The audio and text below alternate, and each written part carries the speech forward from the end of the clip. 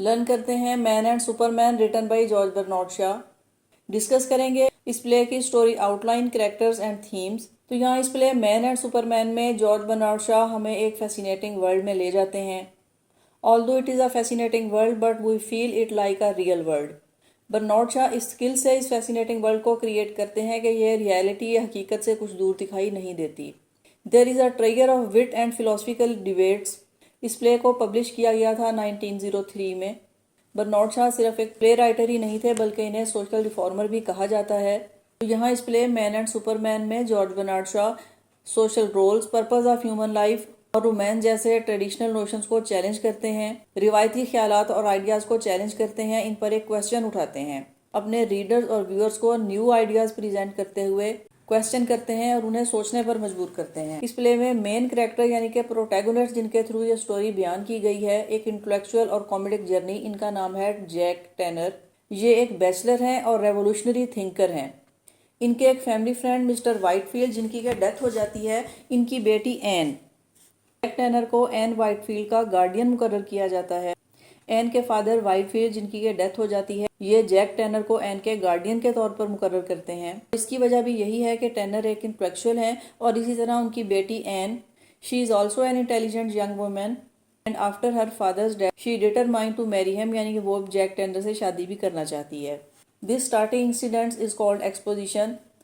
In this play exposition is mister fields death. This is the exposition. यही वो starting incident है जहाँ से कि स्टोरी शुरू होती है और इनकी डेथ के बाद में ये पता चलता है कि मिस्टर वाइटमैन, जैक टैनर और इनके साथ साथ एक और इनके फैमिली फ्रेंड हैं जो कि सीनियर हैं, कदरे ओल्ड हैं, रेबक रैम्सटन, and he acts like a grandfather of an. यूँ समझ लीजिए कि ये एन के ग्रैंडफादर का सा रोल प्ले करते हैं। टैनर एक रेवोल्यूशनरी थिंकर है जबकि मिस्टर रैम्सटन ट्रेडिशनल वैल्यूज़ को रिप्रेजेंट करते हैं, यानी कि वो रिवायती वैल्यूज़, वो रस्म रिवाज और रिवायती इक़दार के फॉलोअर हैं। अब यहाँ एन इस सारी सूरत हाल को देखती है तो वो जैक टैनर से करीब होने लगती है। ये दोनों एक दूसरे से फ्लर्ट करते हैं। एन तो टैनर से शादी करना चाहती है बट टैनर के ख्यालात थोड़े मुख्तलिफ हैं।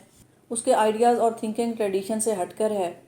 वो खुद को शादी जैसे बंधन में कैद नहीं करना चाहता। वो शादी को फ्रीडम और इंडिविजुअलिटी के लिए ख़तरा महसूस करता है। ऑल्दो वो एन को पसंद करता है, she is a beautiful and charming lady, she is intelligent as well, लेकिन वो शादी नहीं करना चाहता। He wants to avoid marital bonding.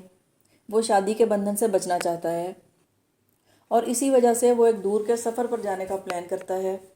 N पूरी कोशिश करती है कि उसके ट्रिप में उसका साथ दे, पूरी तरह से परस्यू करती है, बहुत से सीक्रेट प्लान करती है, लेकिन अल्टीमेटली टैनर उसे अपने साथ सफ़र पर नहीं ले जाता।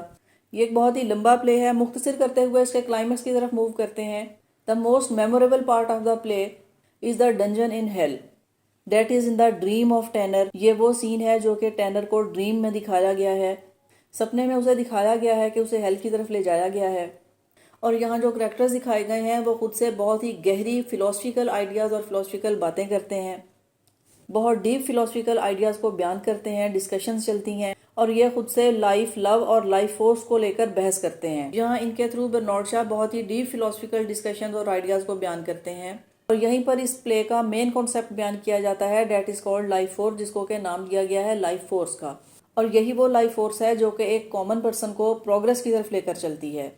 यूँ कह लीजिए कि एक इंसान को एक कॉमन लाइफ से निकलने के लिए जिस फोर्स की ज़रूरत है, that is called life force. इंसान जो खुद में चेंज लाते हैं और तरक्की करते हैं, that is because of life force. इंसान में आने वाली बायोलॉजिकल चेंजेस भी इसी लाइफ फोर्स की वजह से हैं। यहाँ बर्नार्ड शॉ दिखाना चाहते हैं कि how a man becomes a Superman from a man, कि एक इंसान मैन से सुपरमैन कैसे बन सकता है, वो तरक्की कैसे कर सकता है, उसमें चेंज किस तरह से आएगी।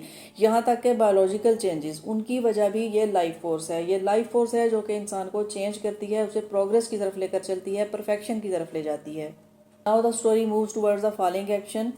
अब टैनर के इस ड्रीम के बाद, यानी कि उसके ये सपना देखने के बाद, उसकी ये मैट्रिमोनियल प्लान से बचने की कोशिश और भी ज़्यादा डेस्परेट हो चुकी थी। वो एन से मैट्रिमोनियल रिलेशनशिप से कैसे बच पाएगा, ये फैसला करना उसके लिए बहुत ही मुश्किल हो चुका था।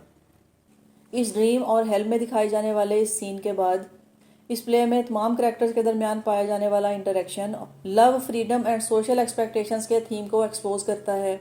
या रीडर या व्यूअर से भी ये क्वेश्चन करते हैं कि what is the true nature of freedom, love and social expectations and how social norms affect on one persons love and freedom. और ये सोसाइटल नॉर्म्स किस तरह से इंडिविजुअलिटी को अफेक्ट करते हैं।